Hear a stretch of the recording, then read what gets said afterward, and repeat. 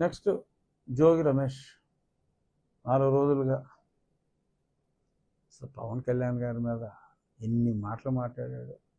రే పవన్ కళ్యాణ్ అలా. సరే, నన్ను అయితే అసెంబ్లీలోనే చాలా వరస్ట్గా మాట్లాడాడు. వరస్ట్గా మాట్లాడితే ముష్ నవ్వులు నవ్వుకుంటూ నచ్చావు రమేష్, నచ్చావని చెప్పి మరి ముఖ్యమంత్రి గారు తెగమెచ్చుకున్నాడు.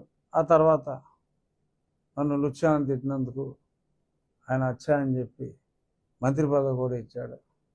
మరి మంత్రి ఇచ్చేటప్పటికి ఇదిగో ఇలాగా అగ్రిగోల్డ్ భూములు స్వాహ. పాపం నిన్న అతని వైఫ్ ఏడుస్తుంది. ఆవిడ జాలేసింది నిజంగా.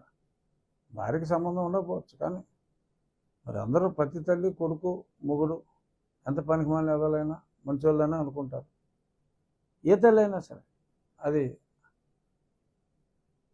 అది ప్రతి తల్లి ఊరు వాళ్ళందరూ ఎదలైనా తన భర్త తన బిడ్డ మంచి వాళ్ళే అన్న ఫీలింగ్లో మాతృమూర్తులు ఉండటం సహజం.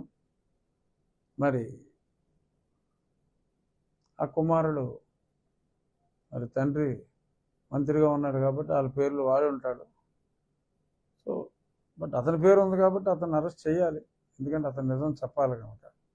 డెఫినెట్గా త్వరలో మరి జోగి రమేష్ గారి అరెస్టు ఉంటుందని నేను అనుకుంటున్నాను. అగ్రిగోల్డ్లో రమేష్ ఒక్కడే కాదు, నాకు తెలిసి ఒక సిఐడిలో ఒక అత్యున్నత పదవిలో ఉన్న పోలీస్ అధికారి చాలామంది దగ్గర, ఎస్పెషల్లీ షాద్నగర్ ఏరియాలో ఉన్న అగ్రిగోల్డ్ భూముల్ని మరి అంత మునిపే ఎవరో కొనుక్కుంటే